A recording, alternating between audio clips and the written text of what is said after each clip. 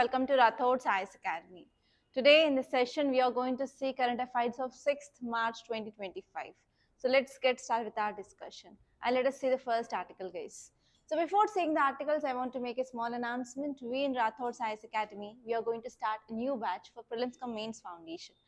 So we are providing on both online and offline, and the classes will be taken only in English. So if you want to get any answers for your queries, so please contact us on the number 8074765513, or else if you want to meet me directly, I will be available in the office from morning 8:30 till 7:30 in the evening. You can come and visit our academy. So now let us see the first article. See the title, guys. US will impose reciprocal tariffs from April 2nd, says Trump. So actually, whenever this Trump 2.0 era started, he started imposing of tariffs on different countries. So which are the countries on which tariff is imposed? So first announcement made was 25% of imposition of tariff on countries like Mexico, Canada, and 10% extra, that is 35% on China. So this is the first statement made. And apart from that, he also made one more statement after 3 to 4 days that he is going to impose tariffs on iron and steel and aluminium products. So which are the 5 countries from which they are getting these goods? First one is Mexico, next one is Canada, and even India and UAE, they are part of that. So India is also going to be affected by this tariffs on this iron, steel and aluminium products. So this is the second thing. So actually, after that, China announced that we are going to impose tariff on the goods which are coming from USA. That is nothing but tit for tat tariff imposition by China. And even now, India is also imposing more reciprocal tariffs on the goods on USA. So because of this, again, USA don't want to keep quiet. Again, USA wants to impose reciprocal tariffs from April 2nd onwards. Okay, so these are the advancements which happened in the recent past, and these are the things that we are discussing from last 15 days, right? There is nothing new. So now let us see this infographic. So this table which shows about exports and imports between US and India. It is very important. So you may get a question regarding this table. How the question can come? Consider the following statements, or consider the following, and they'll give these products, and you can they may ask like which are the imports or exports of India from US, or which are the imports or exports of US. So like that they may ask a question. So you have to be very much careful. So here these are the top exports to US. That means from India to US. So which are the goods going?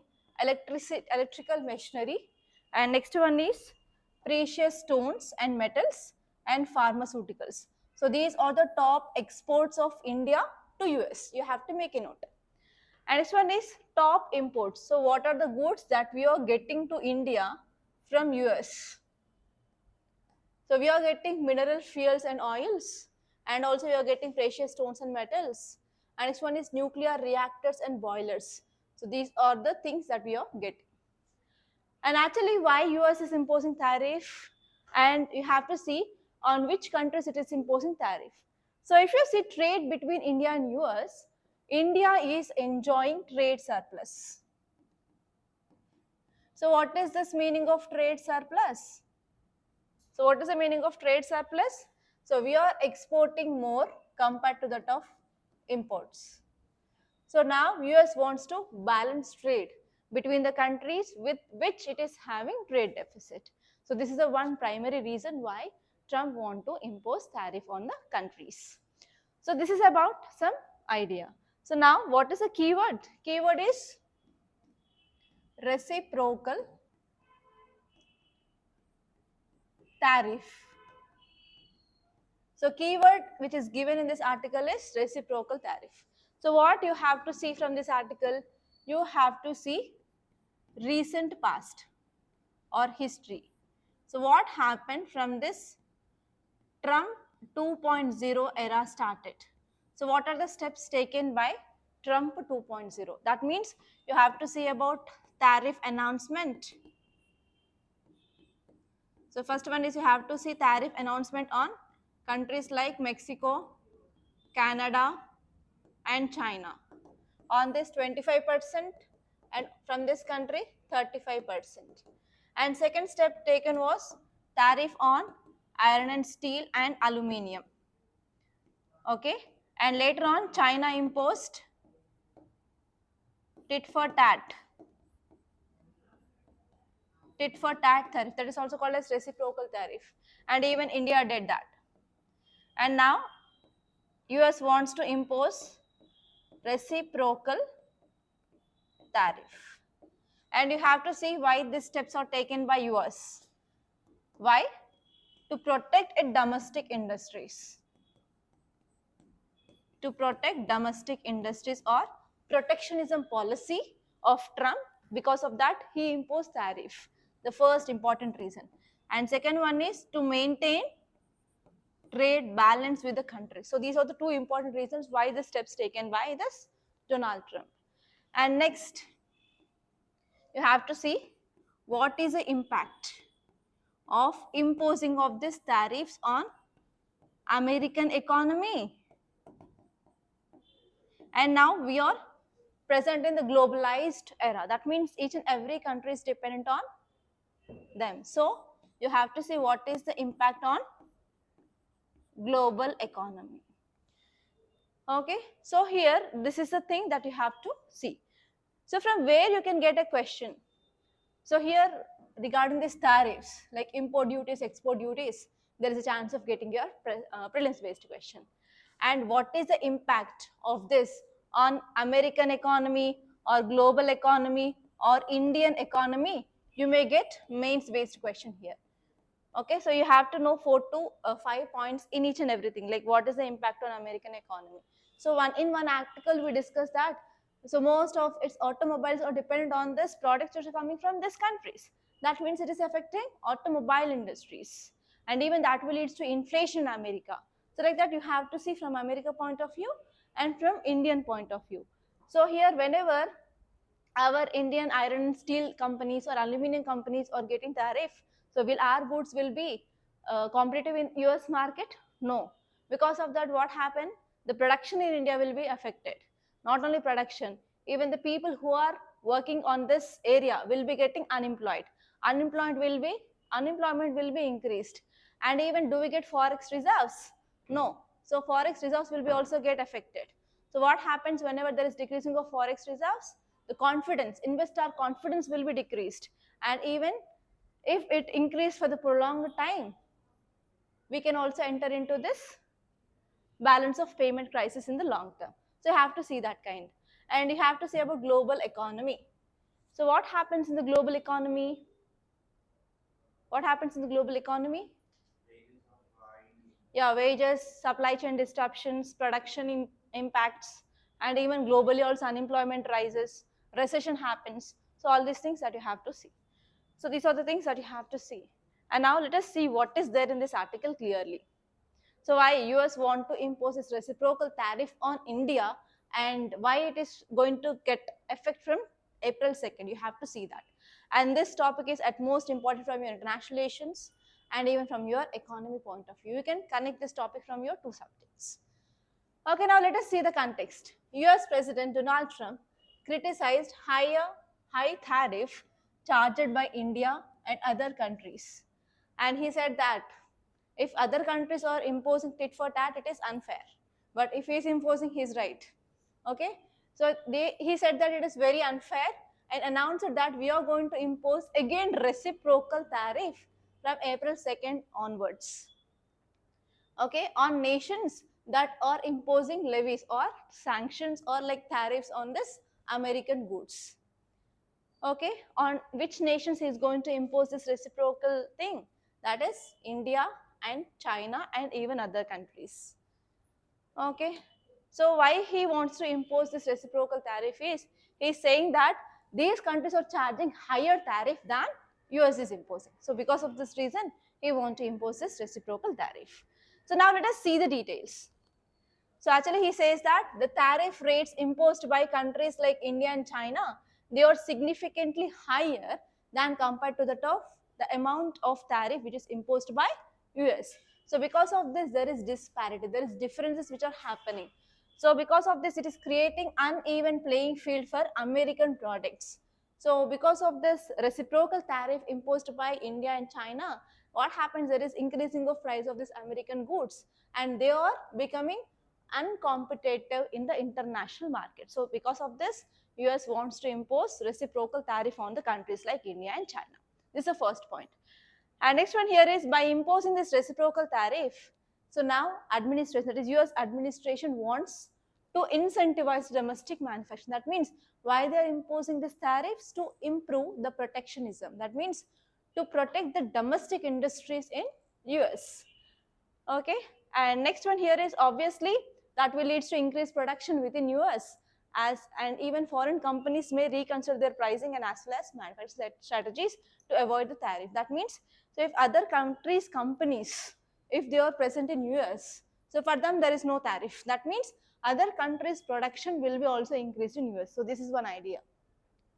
And this one here is, what happens whenever there is imposition of reciprocal tariffs on India and China. So what about the relations? Relations will be good? No. There will be straining of relations. Okay, the next point here is, there will be strain in international relations. Because of this announcement of reciprocal tariff, that could strain the relationship with key trading partners. For example, Canada, China, etc. So because of this, that may also escalate trade war, and it will also affect global markets and as well as supply chains. And this one here is, because of these tariffs, it will also leads to economic disruption. Especially there will be increased cost for consumers of Americans, and as well as businesses which are relying on imported goods. Especially automobiles will become very costly. That will lead to slowing of economic growth. And this one here is Trump approach, which is mainly showing that he is having a shift towards more aggressive trade policy now compared to that of Trump 1.0 era. So because of this, we have to go for negotiations and as well as reciprocity in trade agreements. Okay, so what is this reciprocal tariff? So when a country charges duties on US exports, promoting US to retaliate with the same amount of tariff on that country's goods. That means if one country is imposing tariff, so on country which another country is imposing tariff, they will be also imposing tariff. That is called as tit for tat or reciprocal tariff. So if you see on which areas of Indian sectors here it is affecting is, first one is steel and aluminium, that is iron, steel and aluminium. So it is around 25% of tariff. And next one is on pharmaceuticals, on textiles and apparels, and on electronics. So in all these sectors, US administration is planning to impose tariff, because pharmaceuticals, India is the largest supplier. If it is affecting pharmaceuticals, it will be affecting our pharmaceutical sector in our country, and even textiles and even electronics. So what will be the impact of this tariff on our Indian economy? So first and the foremost thing here is, it will decline our exports, so that whatever the revenue we will be getting from these exports will be decreased. That means there will be decreasing of forex reserves, especially dollars will be decreasing. So whenever dollars is decreasing in Indian market, what happen? There will be increased demand for dollar. That means appreciation of Indian rupee or depreciation of Indian rupee? Depreciation. The value of Indian rupee will be getting decreased. So this will be the problem. And next one here is reduced investment. So if you are not maintaining proper forex reserves, will other countries will come and invest? No. So there will be affecting of investments in our country, especially FDI will be getting affected. And next one is, yes, manufacturing sectors. In these sectors, they will not go for increasing of production. That will lead to increasing of unemployment rate. So in which areas there will be decreasing of unemployment rate? Steel plants, increasing of unemployment, where they are located in states of Jharkhand and Odisha will be affected, especially these states. And textiles hubs, Tamil Nadu, Gujarat, and pharma industries, Telangana and Maharashtra, electronic sector, Noida and Bangalore. So most of our states, Indian states, will be getting affected. So please make a note of this. So which states will be get affected because of this tariff? Okay, clear? Yeah, and now let us see the next article. Title says, little progress in centralizing administration of Eklavya schools. So the key word here is Eklavya. So actually these schools, they want to promote literacy and as well as education in children who are belonging to scheduled tribes. So here the keyword is Eklavya model schools.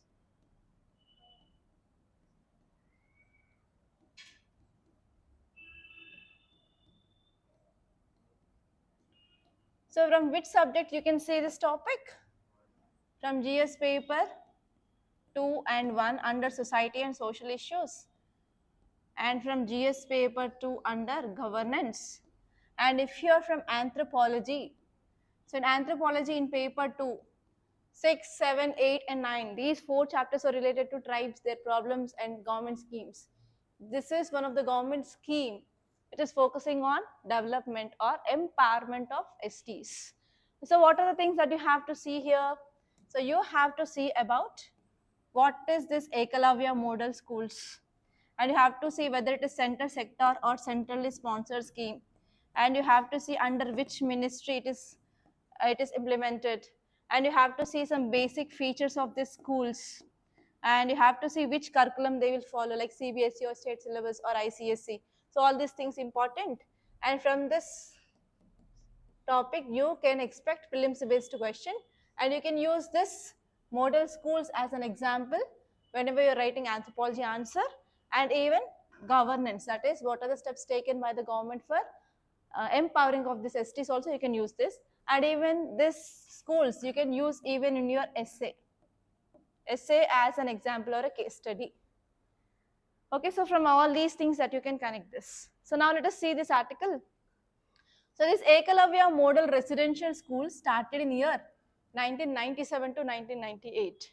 Why? To impart quality education in scheduled tribe children in remote areas, so that we can provide them access to best opportunities in education, and also we can bring them at par with general population.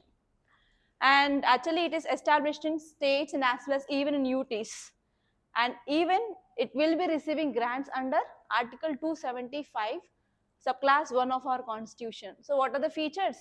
So they are co-educational residential schools from class 6 to class 12, and the education which is provided in this Eklavya school, it is par with Navodaya schools, Navodaya Vidyalayas, and even they will be providing some special facilities for preserving of local art, local culture, and training in sports and skill development as well.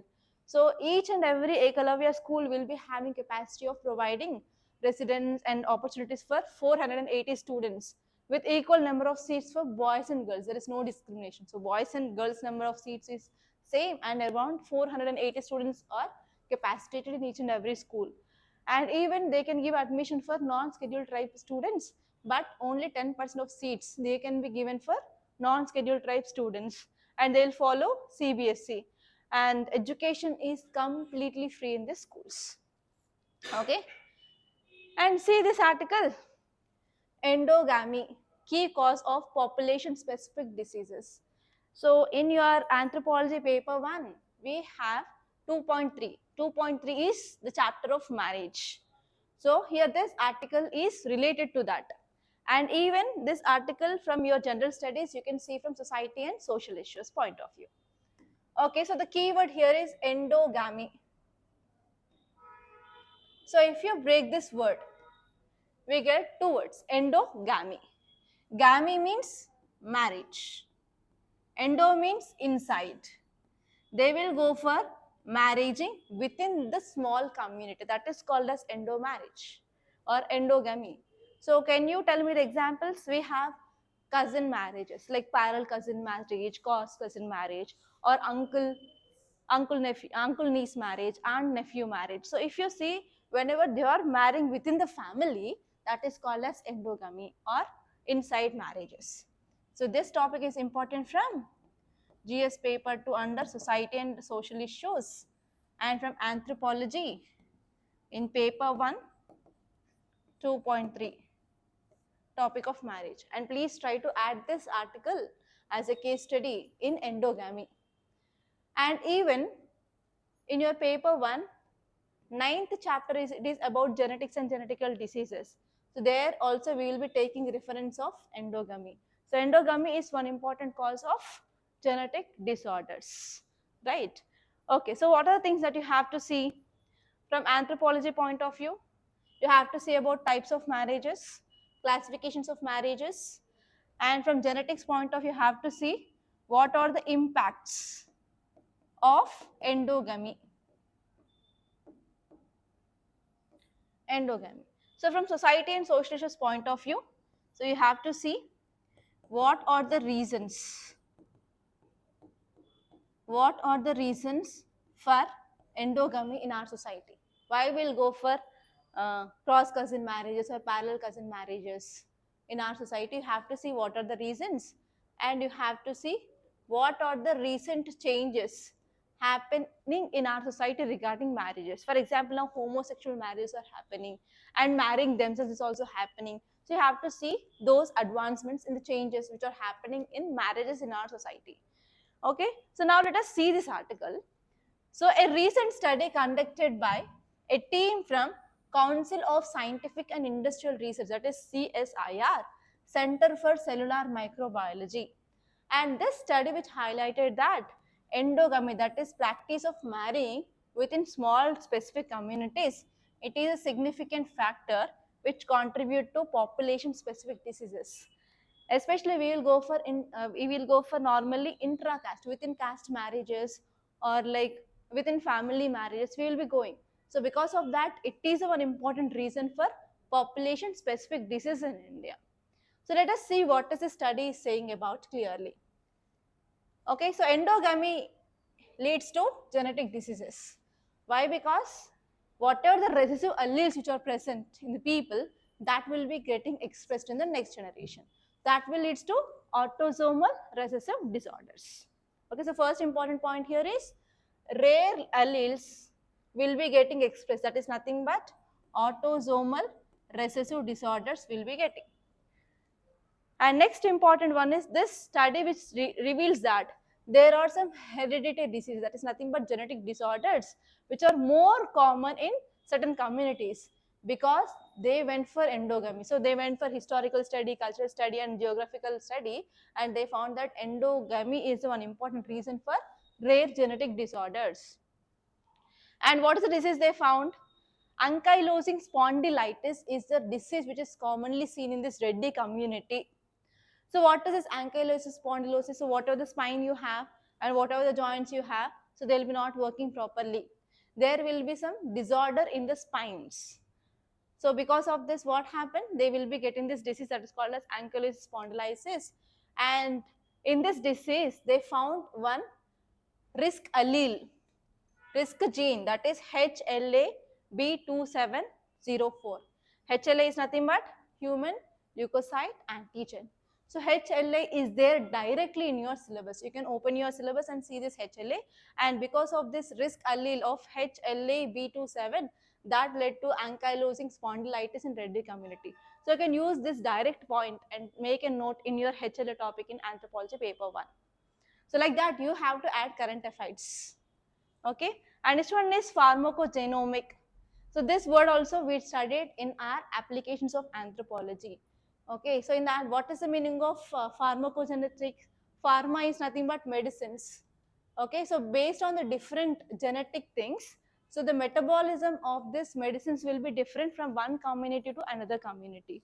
So if you want to see this genetic variations, if you want to analyze this genetic diseases, so we have to analyze this pharmacogenomics, that is how this genetic variations in the people, it is affecting the drug metabolism.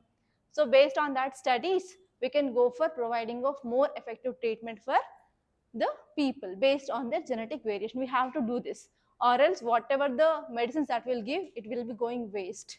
Okay, so if you want to increase the health outcome, obviously we have to focus on this pharmacogenomics as well. And next point here you have to see is personalized advanced medicine is very important.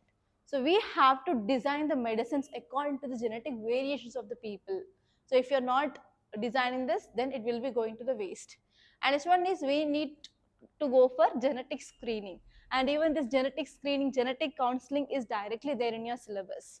Genetic screening is nothing but we have to identify where the mistake had been done. whether it is in genes, whether it is in chromosomes, whether it is in any area. So we have to understand those things. So for that we have lot of tests. For example, karyotyping, we can go for using of CRISPR-Cas9 for genetic therapy. So like that we can identify first of all where the mistake is done through this genetic screening, and after the genetic screening we have to go for genetic counseling. So genetic counseling is nothing but we will make the patients to sit with their family, and we will be discussing what will be the outcomes and what is the possible thing. So where the mistake had been done. So what are the treatment options? So how the next generation will be, like that we will be taking the discussions, and based on that discussion we will be going for deciding of continuing of this pregnancy or not, what is the treatment options, everything that we will discuss. That is called as genetic counseling. So we need to go for genetic screening and genetic counseling in the area where we have this increased risk of genetic diseases. So this is a thing which mainly said in this study, okay, and it is a crucial topic in your 9th chapter in anthropology paper 1. And next article, see here, CAG Finance Commission hold consultation on public finances fiscal challenges. So here there will be the consultation between whom? CAG and Finance Commission. So you have to see about what is the 16th Finance Commission. So who are the members and what is the rules and regulations, and what is this tax devolution, that is horizontal tax devolution, vertical tax devolution, you have to see that. And from CAG you have to know about what is this CAG, what's the role and responsibilities, which articles are talking about that. Okay, so these two topics are clearly given in your Lakshmikant, open that and you have to see. And once the consultation is done, so what are the things they discussed, what are the solutions they are going to have, and what are the fiscal challenges we have. So we'll be getting the detailed editorial, there we'll be discussing that. So as of now you have to focus on CAG and as well as Finance Commission. So when this consultation done and when we are getting report, we'll be not getting that much time to refer all these basics. So do these basics now. Okay, now let us see the next article. Yeah, title says Warriors of Hope. ASHA needs adequate remuneration to be effective in their role. So even in today's anthropology class, we discussed about this ASHA workers were in National Population Policy of 2000. Okay, so here the key word is ASHA. Have you heard this ASHA workers name? Okay, so from which subject we can see? From GS paper to under governance, and even from anthropology also. You have to see this from paper 1. Okay, so what you have to see from this ASHA? Here you have to see first of all full form. What is the full form of ASHA? It is not ASHA chocolate, okay? So you have to see the full form of ASHA, and you have to see what is the role played by ASHA in promoting of health, and you have to see what kind of works. You have to see what kind of works done by this ASHA in our society, and you have to see what are the challenges they face. So one important challenge they face is lack of finance. So they will not get proper salaries. They are not fixed salaries. So here this is one challenge. So based on this challenge, now this ASHA workers is in use. And you have to see what is the way forward or what are the measures we can take. So if you do all these things, then your work is done. And you may expect questions regarding this health sector. So whenever you are writing any essay regarding health, or whenever you are writing any answer regarding health sector, so you have to add a point on this ASHA workers, because they also played a very important role in creating of awareness. And even during this COVID-19 period, so these people played an important role for testing. So if you go to any government hospital at that time, if you have any memory regarding that, so the people who are wearing this white color sarees or white color dress, they are nothing but ASHA workers. So they tested the people, and even they gave this vaccines also. That means they played a very important role, and they contributed a lot for health sector. So we should not forget this people, ASHA people. Okay, now let us see this article. So actually what is this ASHA? That is accredited the social health activists. They are social health activists, and they are community health workers. And actually they came under this National Rural Health Mission in year 2005. But later on it had been now the part of National Health Mission. So you may get question like, ASHA workers now they are working under National Rural Health Mission. No, now they are working under directly National Health Mission. So it is very important. And actually, what is the role played by these ASHA workers? So they serve as a crucial link. They serve as a link between healthcare system and as well as rural communities. So what is the work they do? They promote awareness, they promote maternal care, and as well as disease prevention. So in all these areas, they work tremendously. So if you see the role of ASHA workers, so I also gave you some examples. They promoted maternal and child health care. They encouraged institutional deliveries and they promoted safe motherhood. And especially in UP, ASHA workers under this Janani Suraksha Yojana, they played significant roles in increasing of institutional deliveries from 52% to 80%. So this credit will goes to this ASHA workers. And next one is immunization and disease prevention, especially during pulse polio. If you had the memory, after this day, in the next day, this white color saree people will be carrying one box which will store these vaccines, and they will go to every house and they'll ask whether their children got vaccinated or not. If not, they will go to their home and they will give this. That they are ASHA workers. Okay, so especially during this pulse polio campaign in Bihar, ASHA workers mobilized the parents to bring for vaccination, and that led to 90% plus coverage of this vaccines in high risk area. And this one is they also promote health awareness and hygiene promotion. For example, reducing case of malnutrition, increasing case of sterilization in humans to control population, which had been done by these ASHA workers. And even they will provide first aid and basic medical assistance, especially in this diarrhea outbreak during Rajasthan. So these people, they distributed ORS packets. So in our anthropology classes, I said, so whenever diarrhea is there, so take ORS with zinc, that will be useful. So these are the people who improved awareness about taking of ORS during this diarrhea. And even they played an important role in bridging community with healthcare facilities. Okay. And next one here is during this COVID-19 time, so they are involved in tracking cases, achieving high vaccination rates because of these people only. So now what are the challenges they are facing? Low honor, they will not get respect. And next one here is there is lack of fixed salary. So this is the problem they are having now. So many workers, they will earn only performance-based incentives. So based on the performance, they will be getting work. They will be getting the salary. So there is no fixed salary for these people like nurses or doctors. And next one here is they will be always overburdened with multiple responsibilities. Okay, but they will be having very limited resources. But even though the work they do is more. And next one is safety issues. They face resistance during this COVID-19 surveys in some areas. And even there is no recognition for these people. Okay. So if you see this article which is saying that, so even after 20 years of coming of this ASHA, still they are doing some protest on the streets for getting fair wages or fair salaries and equitable treatment. So now they are treated as volunteers rather than the government employees. So this is the problem with these ASHA workers.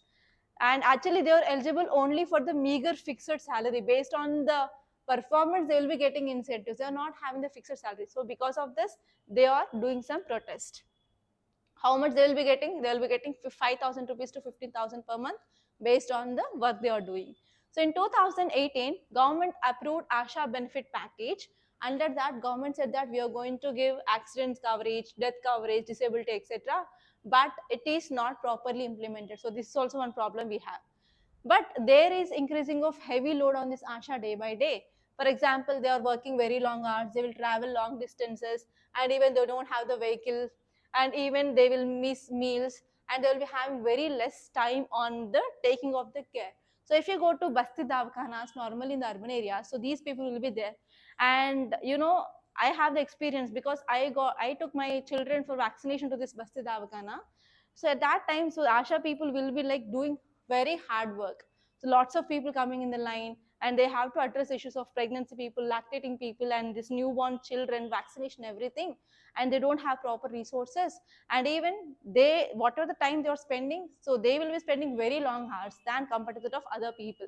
So, but even whatever the thing they are getting under salary is very less. So this is a one important problem.